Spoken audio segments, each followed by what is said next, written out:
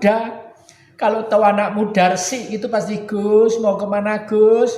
Ayo mampir, sudah dar apa durung? Mama yuk sarapan. Mesti kalau ketemu orang ngerogos aku ngambil rokok dulu, jangan sampai keduluan orang diberi rokok. Rokoknya disampaikan dulu. Jadi bapak saya itu seorang nasionalis ya. Terus pada waktu Belanda mau merebut kembali ke Indonesia ini, di Blitar itu mulai bergerak menghancurkan normal school SMA 1 yang sekarang itu SMA 1 dekat lapangan. Itu kebetulan kepala sekolahnya itu kakek saya, Raden Karto Wibowo itu kepala sekolahnya sana. Dan Bung Karno waktu kecil di rumah kakek itu, di rumah kakek itu Bung Karno waktu kecil itu. Nah, terus karena kakek saya itu koleksi bukunya besar sekali, banyak gitu besar.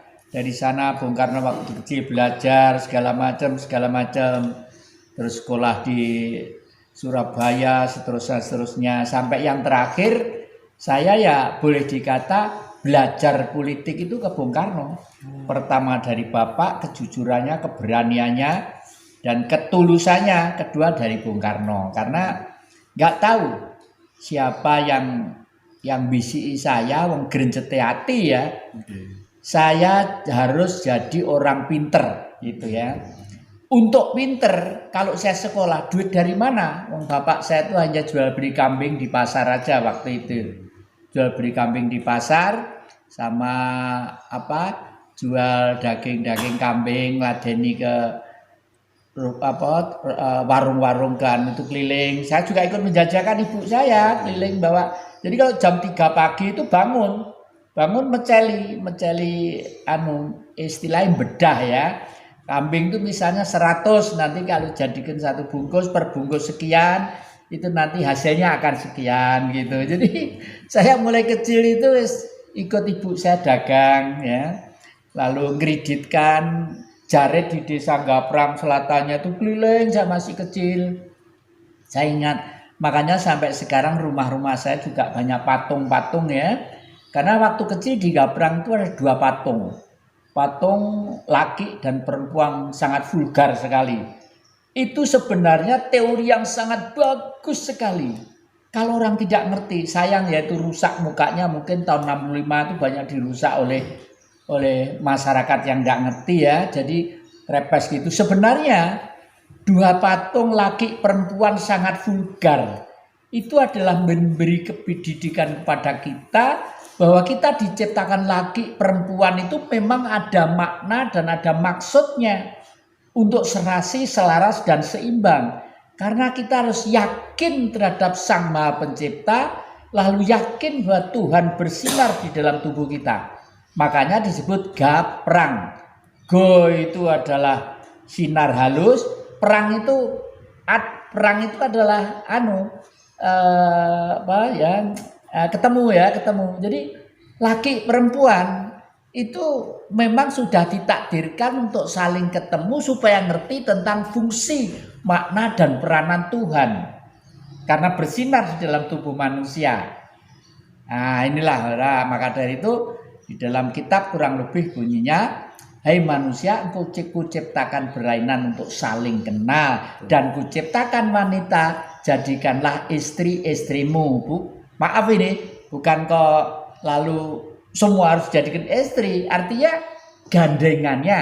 Karena laki-laki hidup sendiri pun tidak akan mungkin dunia itu akan terbangun. Dan wanita hidup sendiri pun tidak mungkin dunia itu akan terbangun dengan baik. Karena keseimbangan inilah ada sesuatu perasaan yang selaras dengan nuansa alam. Nah itu. Yang kedua, ternyata yang terakhir yang harus saya laksanakan itu pada waktu Bung Karno itu nyekar Mbah Putri sama Mbah Kakung ya di Bendogrit sana. Waktu itu kelihatannya Bung Karno itu sudah sadar kalau akan ada peristiwa 65. Karena waktu itu tahun 63 Bung Karno telepon sama Ibu Buwardoyo, yuk jati joleh dolen, aku somben nyadran gitu. Jadi nyadran itu istilahnya nyekar itu nyadran gitu. Terus Ibu nimbali saya, kamu jangan kemana-mana, Bung Karno mau rawuh sini, gitu kamu derek nyekar yang putri. Terus waktu nyekar itu di situ ada peristiwa yang menurut saya selama ini hanya satu kali itu peristiwa saya alami. Upacara itu yang memimpin Ibu Sati dari Bali, ya wanita. Sebelum upacara ada saji-saji, terus Ibu Sati bilang begini, nanti ya kalau ada lalat hijau 2 yang datang, tolong jangan digusah, karena itu lalat hijau yang datang 2 yang gede-gede itu adalah akan melihat kira-kira sesaji-sesaji ini sudah cukup atau belum gitu. Yang kedua, kalau tanah ini nanti bergetar, itu jangan kemana-mana. Berarti doa kita diterima oleh alam, gitu ya.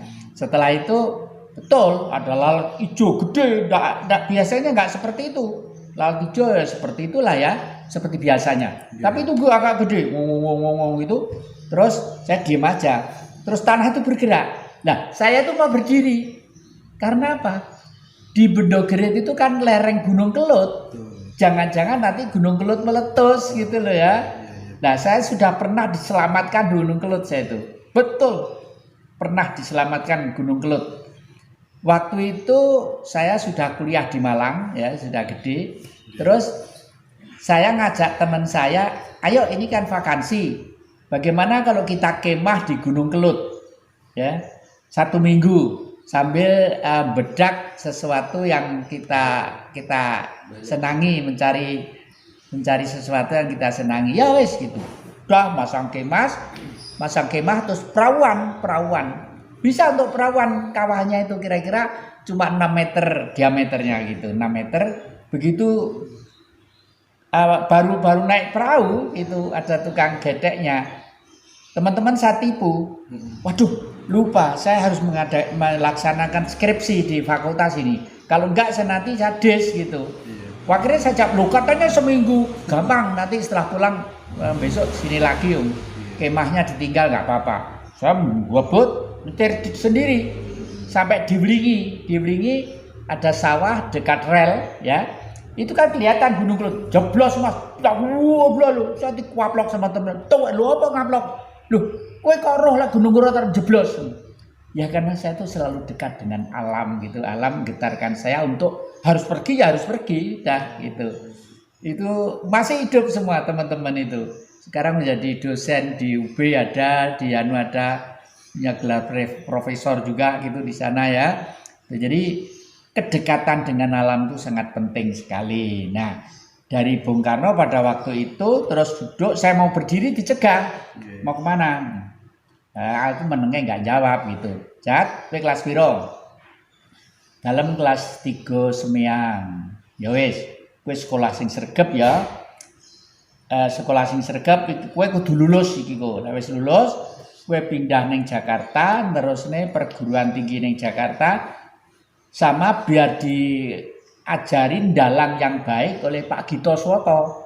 Gito Swoto itu dalang wayang kulit, wayang Purwo, dalangnya Bung Karno dari Kademangan Blitar sana.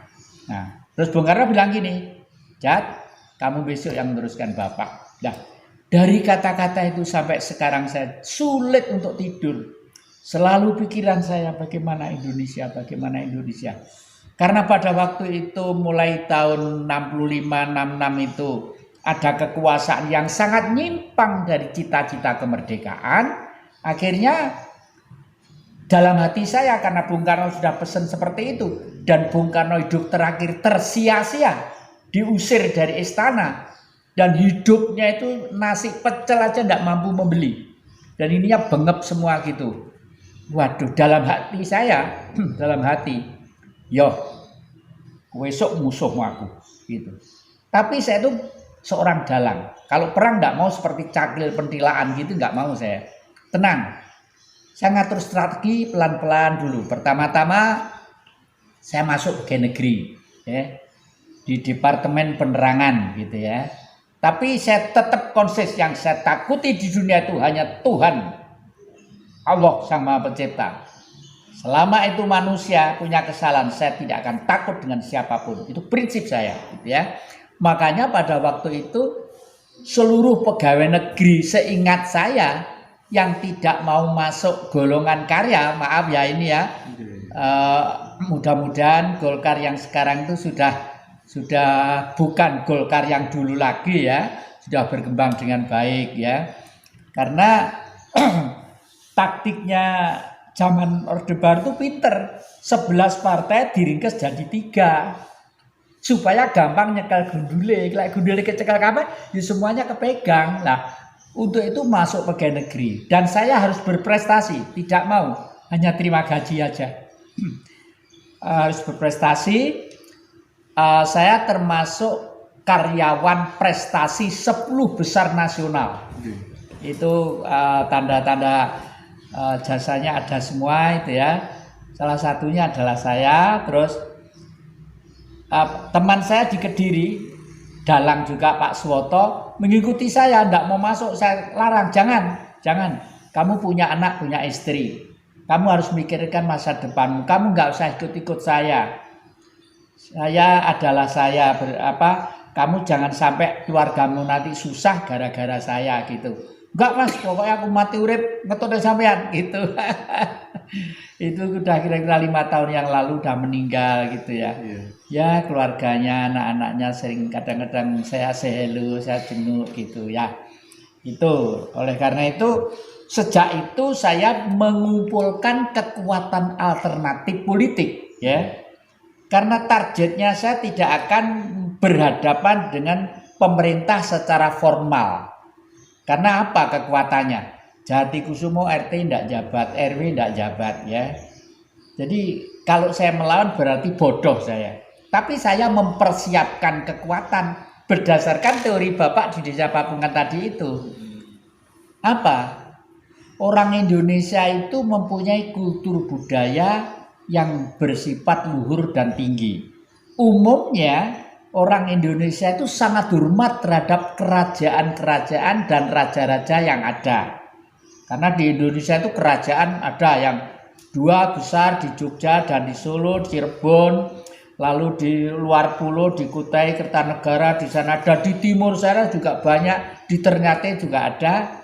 Oleh karena itu tahun 98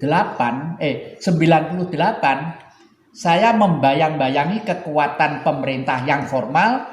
Saya ajak rendezvous, saya ajak untuk kumpul raja-raja pawai dari pintu Lawang Mojokerto menuju ke Pendopo Agung Trowulan. Wah itu banyak itu, izin tidak keluar pada waktu itulah. Saya kalau izin tidak keluar malah senang karena saya mesti akan fight terakhir. Nyawa bukan apa-apa buat saya gitu loh ya. Akhirnya dari Brunei Darussalam ngirim misi, dari Thailand ngirim misi, dari luar pulau, dari seluruhnya pawai gitu. Saya ditemani seorang yang bekerja di asuransi sekaligus yang memperkuat dananya. Jadi desa-desa itu waktu itu dikasih uang Rp10.000 waktu itu ya untuk masang janur kuning di pagar mereka masing-masing di pintu gerbang, lalu sambil nyirami jalan-jalan karena raja-raja nanti pakaiannya kan mesti baik-baik lah. Terus akhirnya pakaian saya sebagai Trahyang Sultan Agung Hanyokrokusumo saya sembunyikan di kuburan belakang pendopo itu kan ada kuburan itu. Saya lari dulu ke sana untuk menerima mereka. Saya dikawal dua orang apa ya istilahnya ya, jago silat itu apa itu? Yang satu Cirebon, yang satu Jawa, yang satu Betawi. Yang fotonya di Pedepokan sana ada kali ya itu yang itu.